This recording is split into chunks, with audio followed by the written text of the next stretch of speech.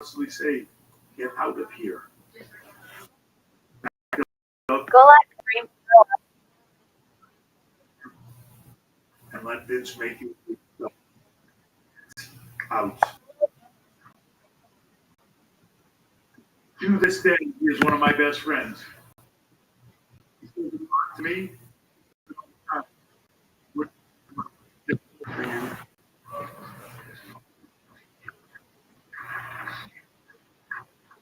I get to leave there. I come here.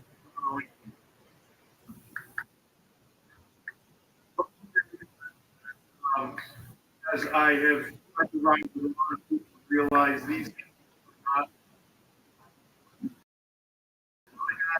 times are not of this business. Just get out whatever it is. And all I want to think. A lot of these in Boston at the airport, getting over the phone, and this white escape by the window and you're honking at me. Finally, I see Kevin as you get. He's great at Kevin Nash.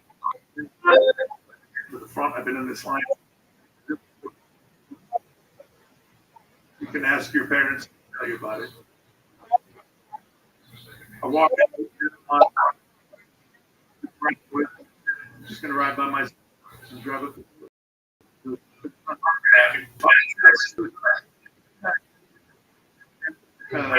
Kid, John and Scott. The guy yelling. We just said, what night room and are you doing it?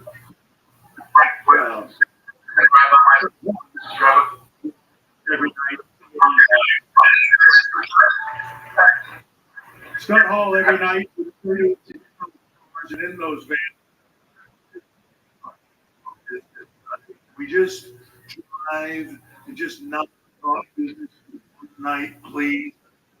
I said Kevin Nash and just drive and just not talk business one night, please.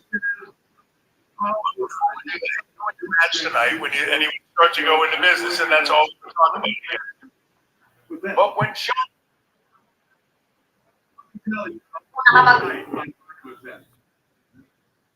we go to Portland and marries him. We leave Portland at that time, so we pull into a den. It's packed. It's all and we're fairly driving, so Ked's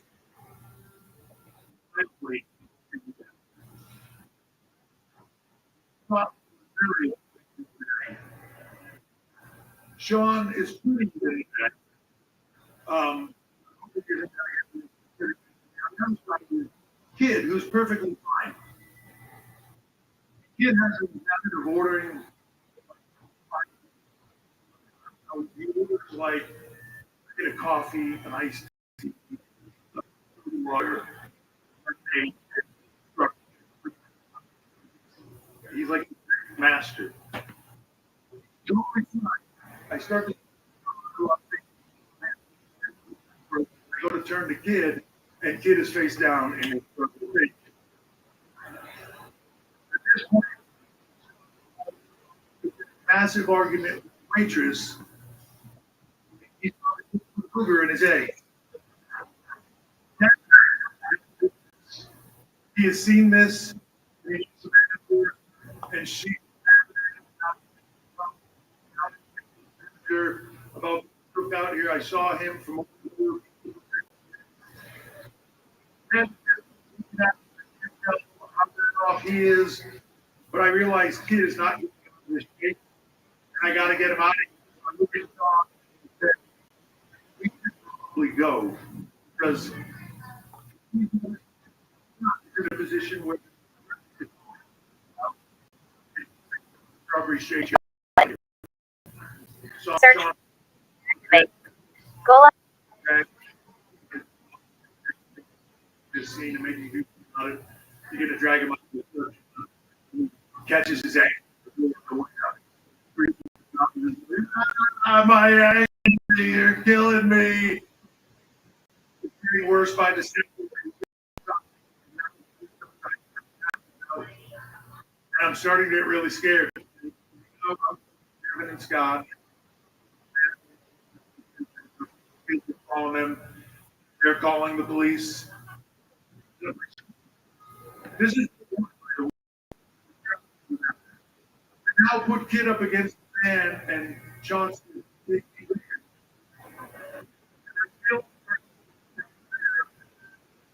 But it's there.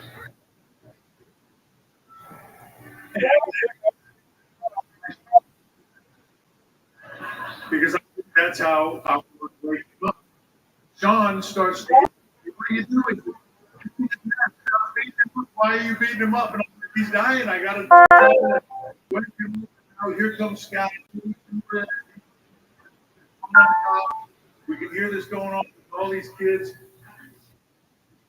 in the van. We drive him straight to the group where we sit out of this. Kev leans forward and tells, "No, let us go." Fried. We get in there, and I look at the clock before we have to be. We get in the van. It was daytime now. The sun drive because that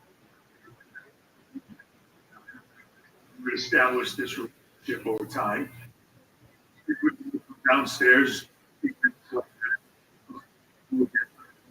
Hey, thank you guys for my life last night. Let's go. And for some reason,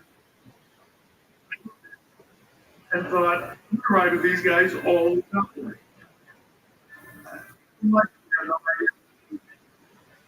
Thank you guys.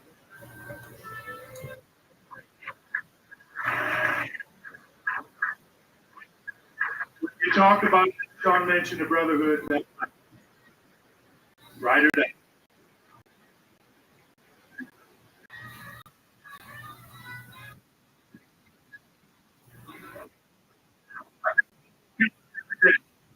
Button. Press. Everybody had their like a movie, thought big things Button. work with him. Search plus activate. Point they were Go live event 3 0 hours 1 minute and 7 seconds. Button. They were in. Press search plus activate. You couldn't Go go. live event 3 0 hours 1 minute and 8 seconds. Button. Sean could put it all together. Press search plus activate. Just Go got live event 3 0 hours 1 minute and 9 seconds. Button. all that stuff. Press search plus activate. Everything. Go live event 3 0 hours 1 minute and 10 seconds. Button. Press search plus Of the business, like you would say it, you'd be like, yeah, we do that all the time. That absolutely makes no sense. You are correct, and you would just move on. Yet it was genius. Through Scott Hall.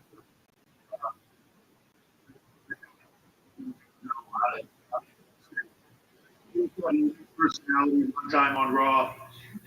We had worked on the night before, me ducking the discus punch, and he would catch me with the left. We decided to do it on TV, and he would proceed to knock me out cold on Monday Night Raw. I don't remember the end of the match. I was working with Scott. Kid ran out. I don't remember any of that. Next thing I remember was Kevin Nash picking me up and putting me in a folding chair, and Scott getting right in my face and saying, "You got a glass jaw, bud," and walking off. He's one of a kind, and I miss him every day.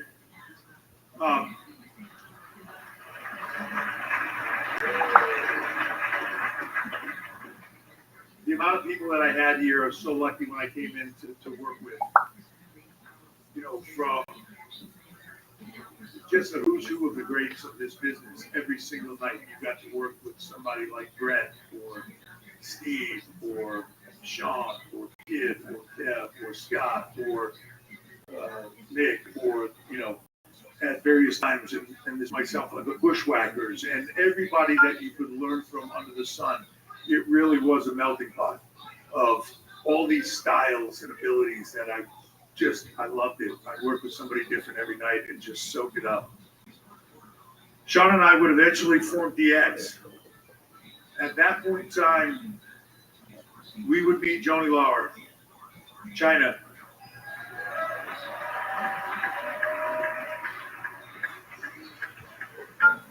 She was in a hotel lobby with Jack Lanza trying to get a job, and Jack just wanted to go to bed, so he would pawn her off on me and Sean as we were walking in.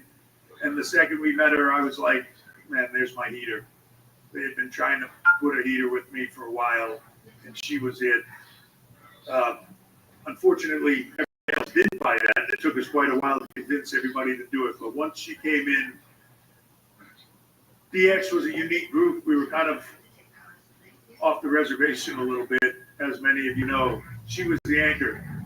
She was the grounding point. She was the foundation. She sort of was the mother of a group, not only of me and Sean, but later of Dog and Billy and Kid and me.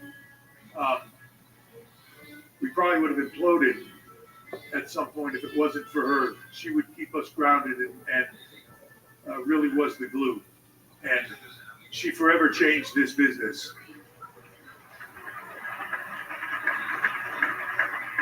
The women that we have now are incredible, and a lot of that springs out of her ability to do what she did and inspire generations.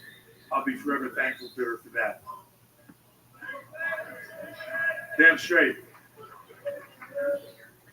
Dog, Billy, Kid, that second version of DX was probably the most fun I've ever had in this business. Brian James, I would ride with you and laugh so hard for 6 to 8 days straight. My abs would be killing me by the time we go home. I think, like, what happened to me? It was just because you made me laugh the entire trip. Either that or it was a contact eye. I'm not sure which one.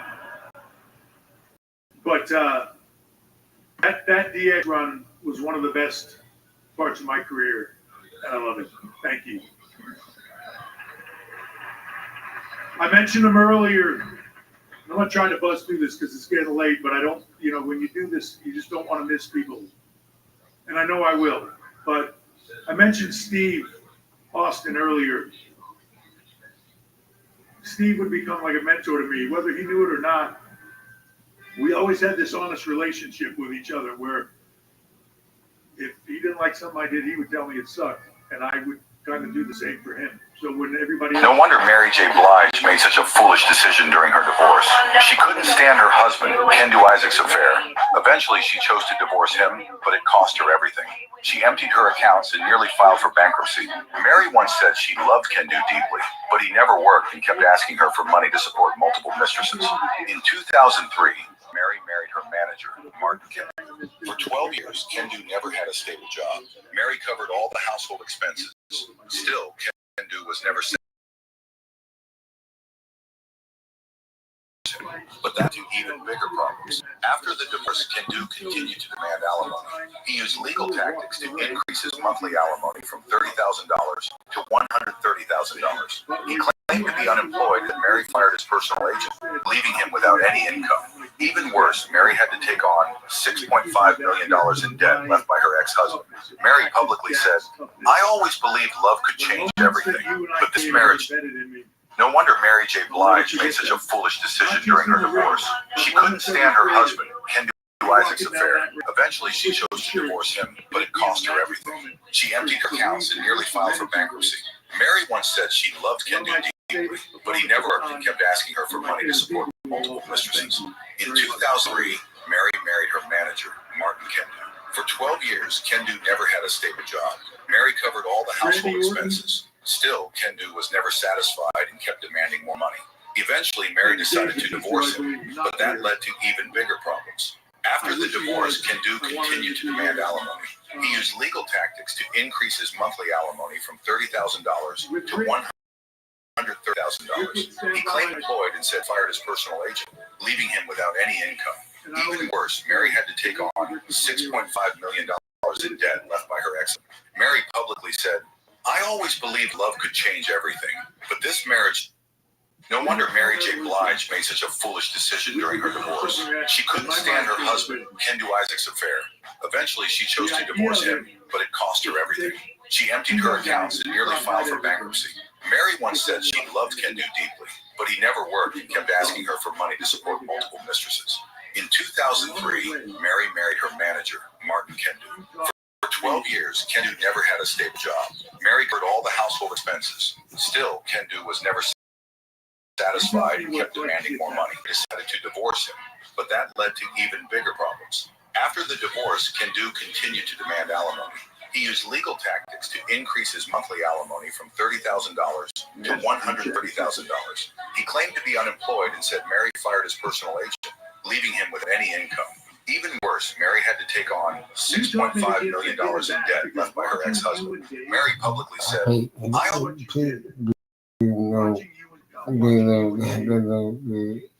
Become two of the biggest stars this business has ever seen. Watching you mature, the man that you are today, the dad, the husband that you are today. Watching Dave become a movie star and go on to do the things, leave this to go grind and become something different in another environment. Watching the two of you become what you are. And knowing that in some way we just had a whiff of something to do with that. Just stand by your side to watch you become that. Would light a fire in me to do that with others.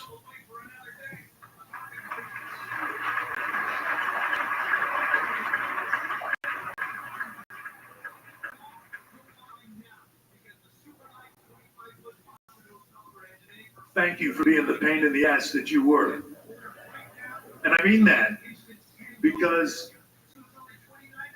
it helped me for where I am now. Thank you.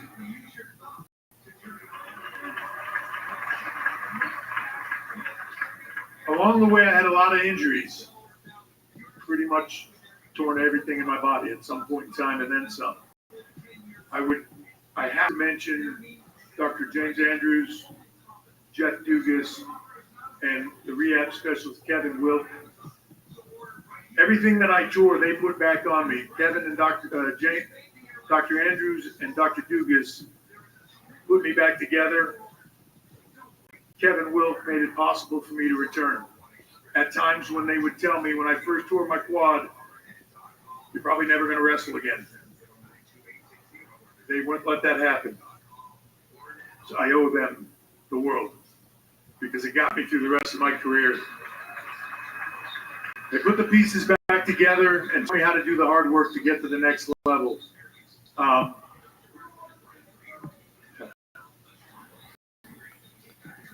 The creative side for me would come at a different time. I would get the opportunity to sit under the learning tree from 96 forward.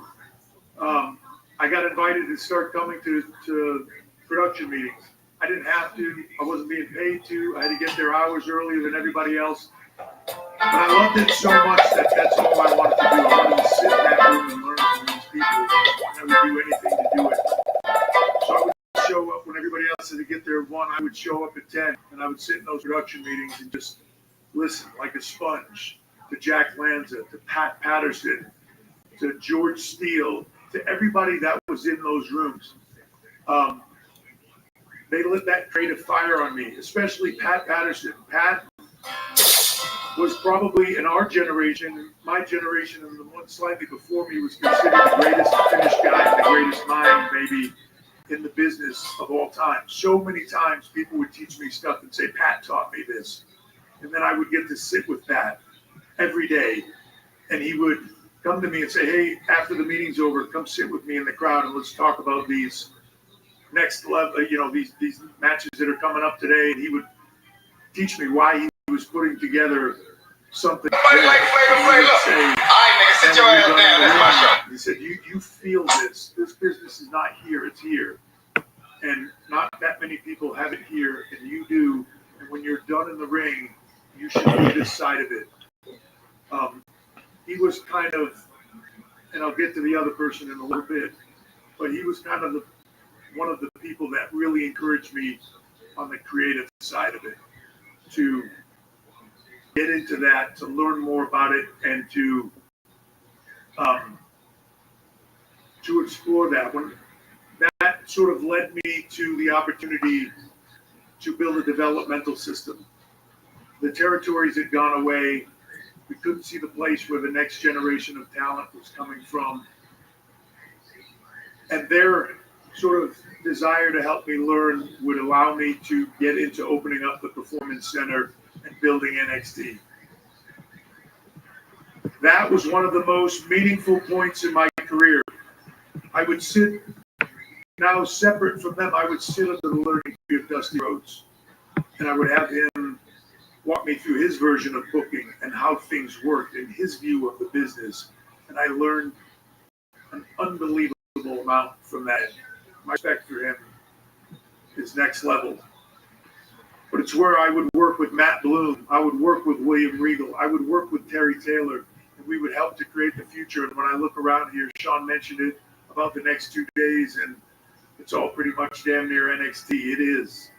And that is an incredible thing for me. When I look around this room and see the people that came through there, the younger talent that walked through the door, and it goes all the way back to Roman and Seth and Becky and Charlotte and everybody else, Bailey, Bianca, all coming out of there. You guys inspired me. That place was like the fountain of youth. Still is.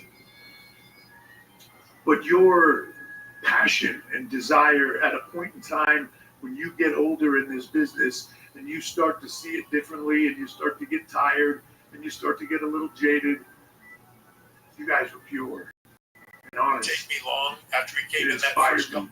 All of you did. Inspired me to love this business again. And then I would tag Sean in against his will, like he said. And he would become inspired. It didn't take me long after he came in that first couple of hours to see it, for him to think, this is the fountain of youth. I want this again. It brought back his passion and love for the business. Thank you, guys. It allowed us to create so much. And all of you ensured that this business carries on from there. The people that I work with today, again, that led me through all of this.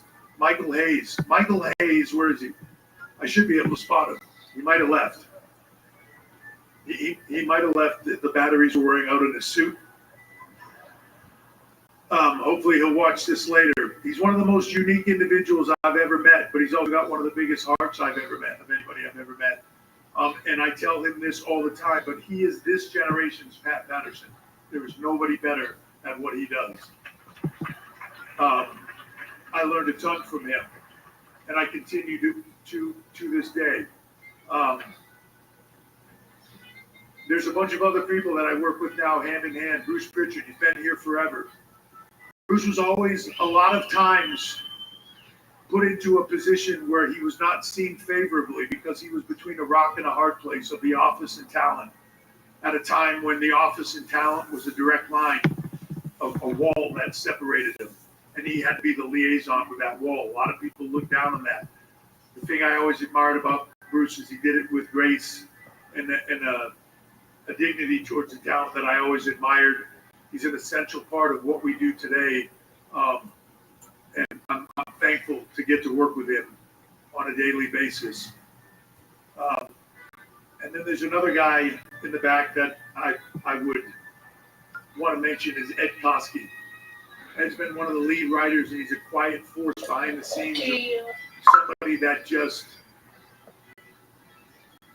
there's so many things that have happened in this business that came out of the mind of Ed Koski. So many wonderful things about this business. He doesn't get the credit for it because he's the kind of person that just sits in the back and does his thing. But I'm incredibly proud and honored to work with him every day, just like I am everybody on our staff and crew. All these people that are making these events happen. The crew, the riggers, the camera guys, the production people. I learned something from each and every one of you. I learn it every day. We cannot do our jobs without you.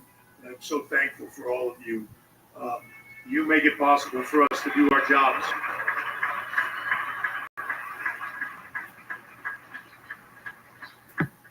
Paul Heyman.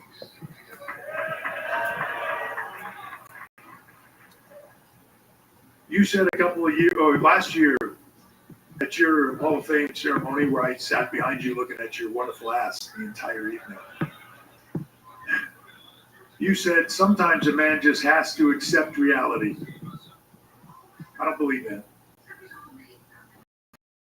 Sometimes just say, fuck. And you got to create your own. You helped me learn that. You did.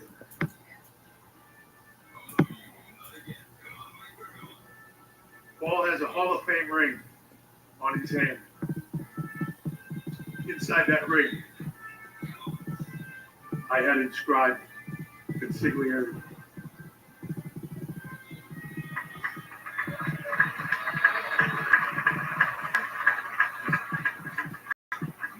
Thank you.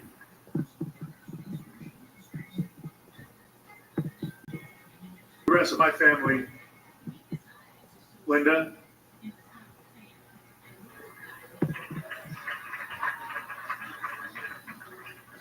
it just dawned on me right now how pissed off Sean is in the back. He's going to be at NXT in like 15 minutes. It's part of why I'm going so long.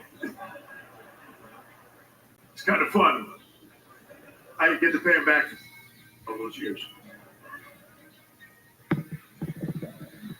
My daughters could not have a better example of what a strong, powerful woman is than you. From CEO to the highest levels of giving back to this country, you are an inspiration to them, to Steph, to myself. I love you very much.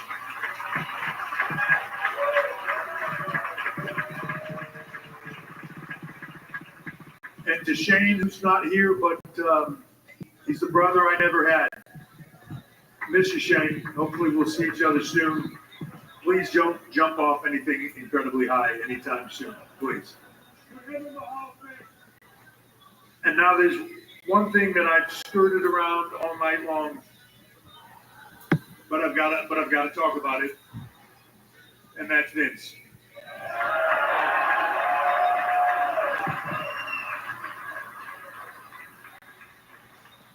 It's a complicated story and a complicated relationship, but in so many ways I would not be here without him. Not just in my business life, which would be enough on its own. My career, he's the one that saw something in me creatively, invited me to those production meetings, taught me, let me sit under that learning tree, and encouraged me to sit under the Pat learning tree and continue to learn. But also in my personal life, my family. He wasn't just my boss. He wasn't just a friend. He wasn't just a mentor. He would become my father-in-law. He's my wife, the person I love most in this world. He's the father. He's my kid's grandfather. So it's complicated.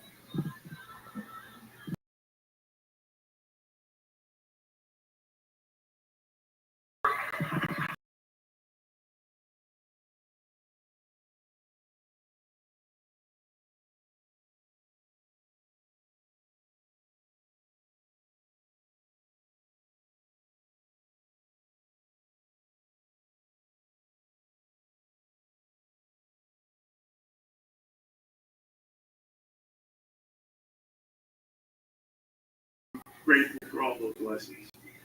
I love you, Vince. And thank you.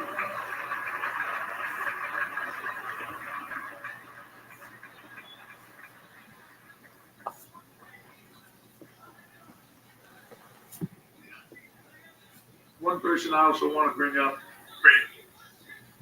because I talked about it briefly, but is the Undertaker.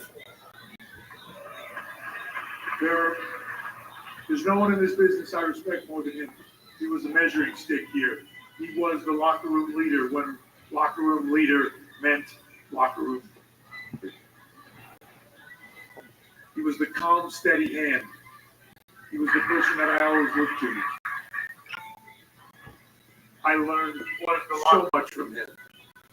You had to earn his trust. For a long time, he wouldn't speak to me other than to say hello.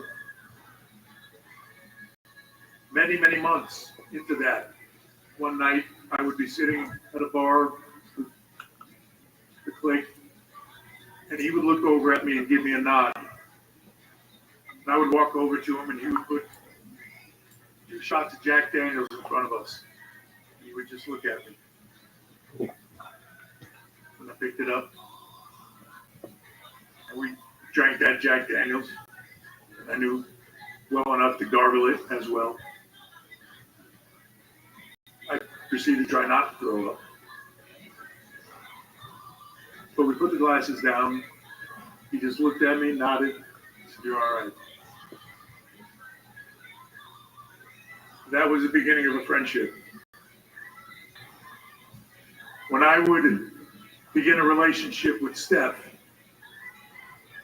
that in many ways could have been the end of my career, if things didn't work out well, could have been the end of hers. Could have been the worst thing in the world. But when you're there and you love somebody, you kind of don't have a choice, right? And I was stuck in this rock and this hard place. So what do? Well, the person I went to was David. To say, what do I do here? The words he gave me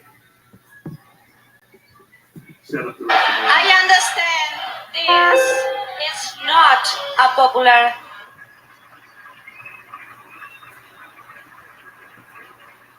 You know who you are. You know what you do. You know what you bring to the table. You're taking a risk. It's yours to take. But if you love her, Decision. go get it. But And anybody that doesn't like it, make it fun.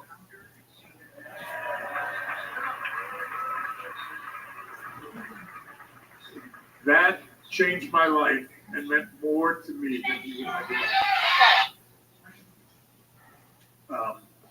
anyway, There's a prompter up there that's giving me cues, but now it's off the thing. Okay. I'm getting to the end, I promise. A few years ago, I had a health scare. Went from running crazy and thinking nothing can touch you, doing business. I had been on a run of, 20 days or something like that, going West Coast, East Coast, Orlando, back to West Coast, back to Vegas, back to East Coast. I was running crazy and I started to get sick and I thought I had pneumonia. It kept getting worse. Went to the doctor and I was in heart failure. How did that happen?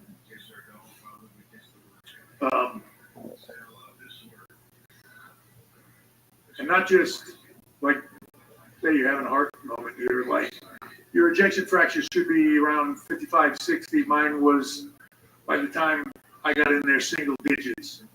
I was on the 1 yard line. At that point, your life changes. I see this as a gift now. It taught me things about myself and what was important. And while your passions and the things you go after and the things that you strive to be at the end of the day are just the things you do with the people around you. And it's the people around you that matter. I not once laid there thinking like, oh, production meeting tomorrow, or I have a board meeting, or Jesus, I got to get this project done. I got to go do that. All I thought about was Steph and those girls.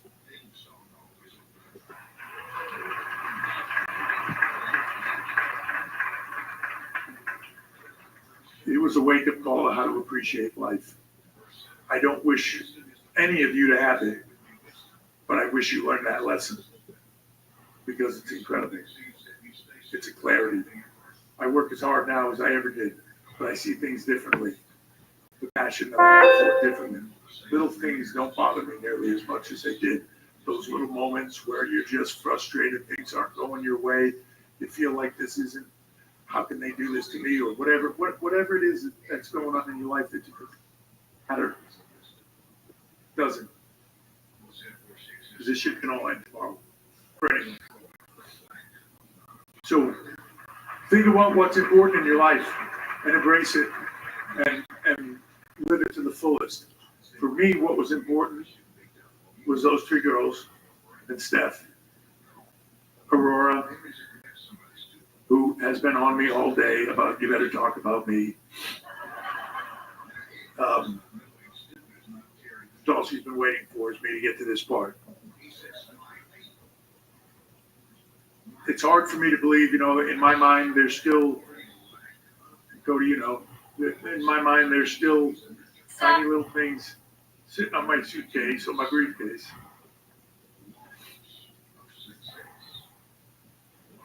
Rolling them into the production meeting so they could sing Twinkle Twinkle in front of the I most told the world the night before John Cena made everybody cry. Guys, he's a terrible human being.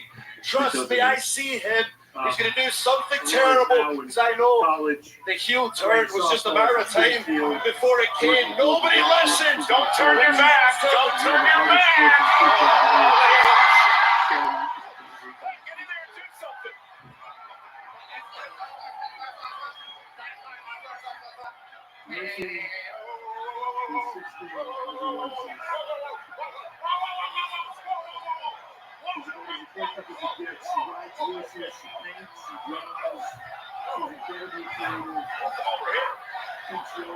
I told the world the night before John Cena made everybody cry. Guys, he's a terrible human being. Trust me, I see him. He's going to do something terrible. Because I know the heel turn was just a matter of time before it came. Nobody listened. Don't turn your back. Don't turn your back. Take on the world, Murphy. You can do it all.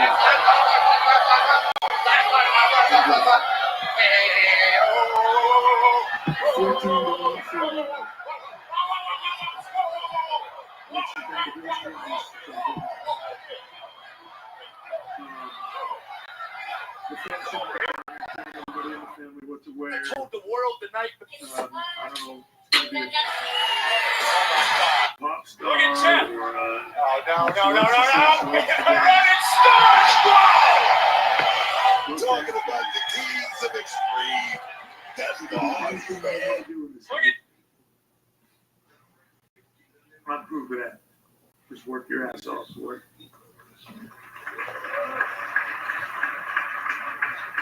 Jeff! No. Running SpongeBob! People always say this. Best friend. Nice. And I'm not going. I don't know if I can, actually. You're my best friend. You're my rock. You're everything. I could not imagine a better partner, a better mom, a better person to be by my side through all of this. Ups and downs, everything.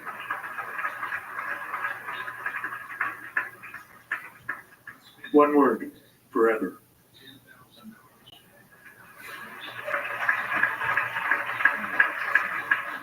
Not a bad commitment level for a guy who's just trying to get a better spot in his job, right? 20 years later, 3 kids, I'm all in on it. And then the last person, and I swear to God, I'm going home. I want to bring up Nick Khan.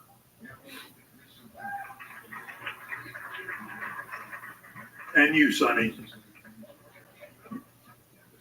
Sonny's a secret weapon creatively. He comes in, tells me what needs to happen on all the creative as we move forward. He walks in the door, says, Triple, here's what you need to do tomorrow.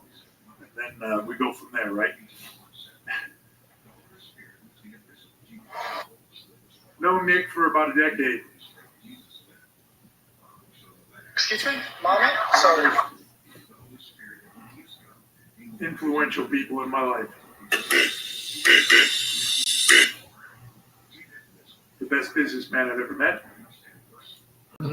One of the best human beings I've ever met.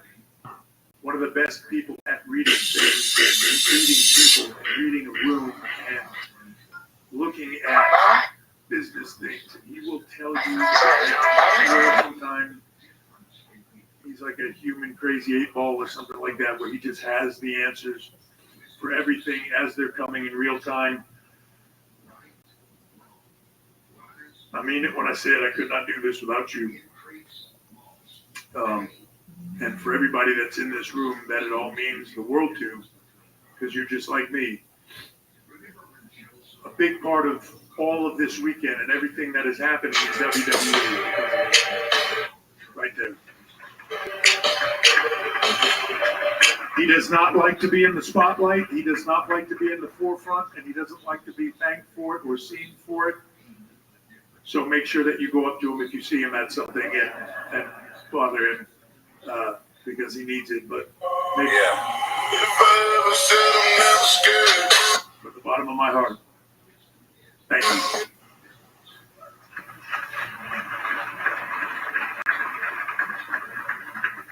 So I'm going to wrap this up. Talked about a lot of people and how they influenced me to do something more, to be something more than I ever thought I could be. Because in many ways, tomorrow and Sunday, I'm still just that kid. I'm just not sitting on the couch now. I'm sitting in a chair in gorilla position with a headset on, just watching what I love to watch. Tomorrow I'm going to get to watch the best athletes on this planet do what they do better than anybody else in the world, in the greatest form of entertainment in the world.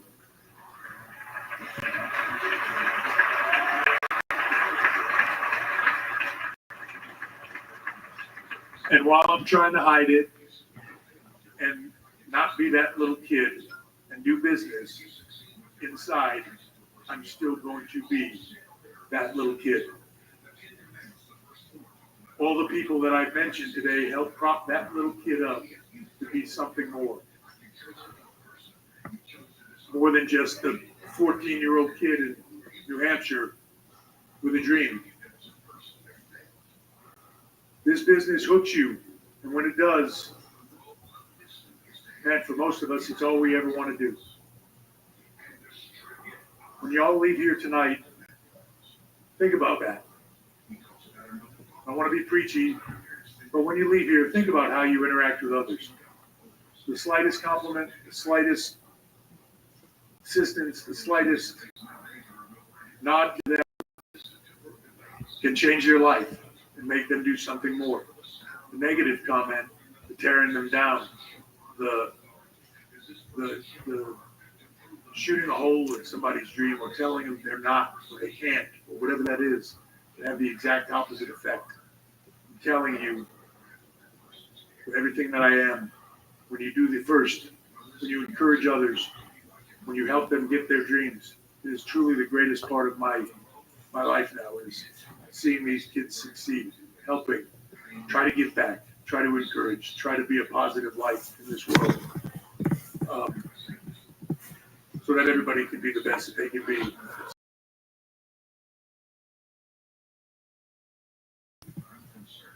Person that I want to thank in this room, you. Call it what you want.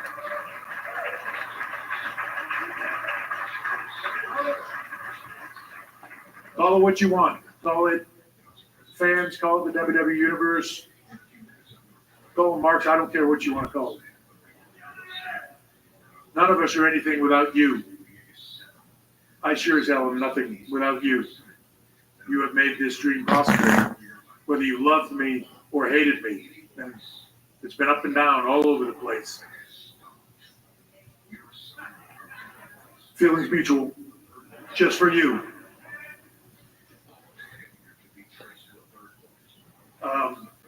Thank you to all of you.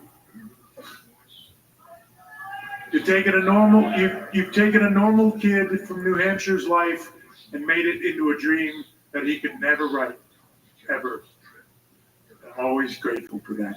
I promise you that I will do everything in my power, everything that I have to take this business that we all love and keep it alive for the next generation who will keep it alive when I am gone.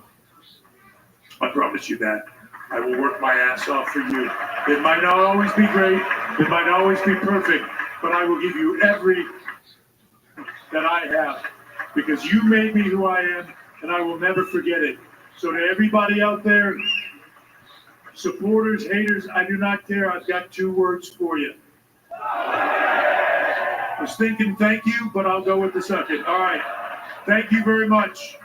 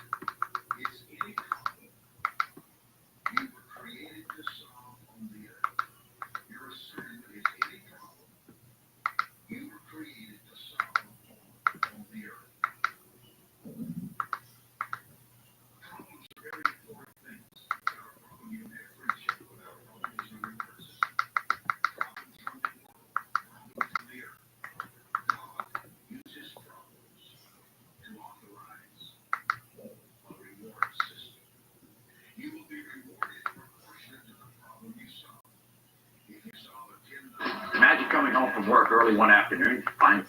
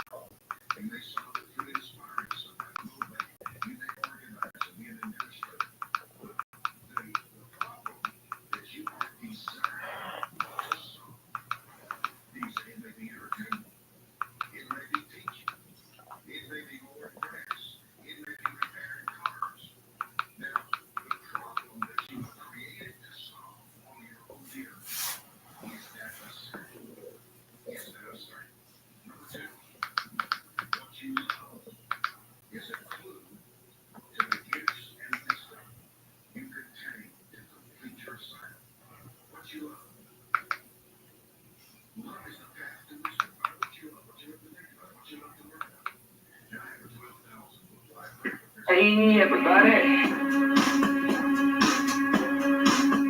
Macro.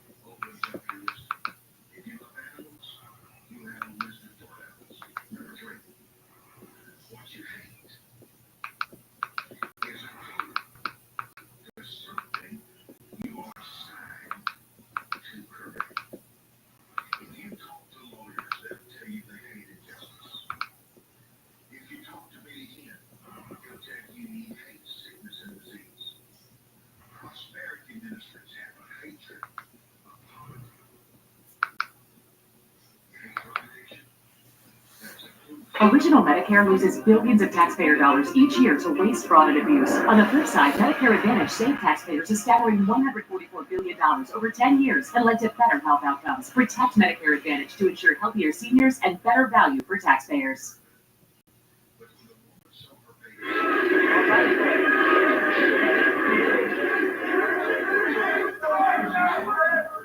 I've been waiting all week for tomorrow night, Gunther. They ready to see WrestleMania. But we ain't gotta wait for tomorrow night, Gunther. We can kick it off, set it off right now. Hey, hey.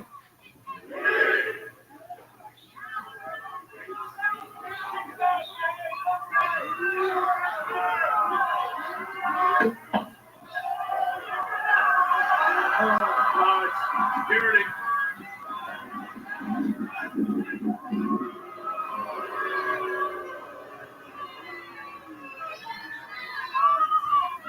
I think you're in his head, Jay. I think you're in his head. Hey, he afraid, Pat. You know what I'm saying?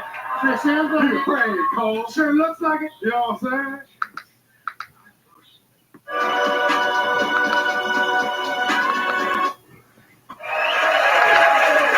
Okay, Auburn wants to find out which boy will score hard. Auburn, what's going on? About 3 or 4 months ago, Yeah. I met this really great guy at a party, and we got really close, and we started hanging out and talking, and started going to other parties together, and we'd go mudding, go dancing, all that stuff together. We got really You go close. mudding? Yes. Oh, what's mudding? Where you get in a truck and you go through mud and you get muddy.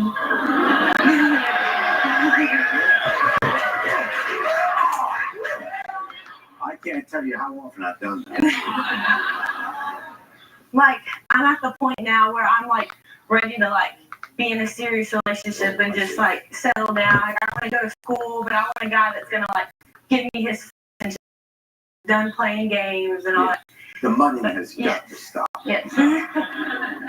And I feel like Brady's still in the partying stage. You know, he's 21, so he still wants to party and hang out with his friends and stuff like that. And I just, like, I really want to see where our relationship goes. Last weekend, Brady wasn't answering any of my calls. And I got off work, so I went to a party. Yes. And Brady wasn't there, but his friend Brian was there. Oh, his friend. Okay. Yeah, it's his best friend. I met him about the same time as I met Brady. I see. Well, me and Brian started drinking, and we got to talking. Yeah. And he started complimenting me, telling me how pretty I was, and that he wished that he could have got my number before Brady did. Oh. It started getting late, and he asked me if I would go home with him, and I did, and we ended up having sex. Did he take you home in the truck? Yes. Yes. He did. Was there mud all over it? No. No, but he took you home and you had sex. And this is the guy you like, his best friend. Yes. Oh. Why are you here? I want. You want to own up. Yeah, I really like Brady, and before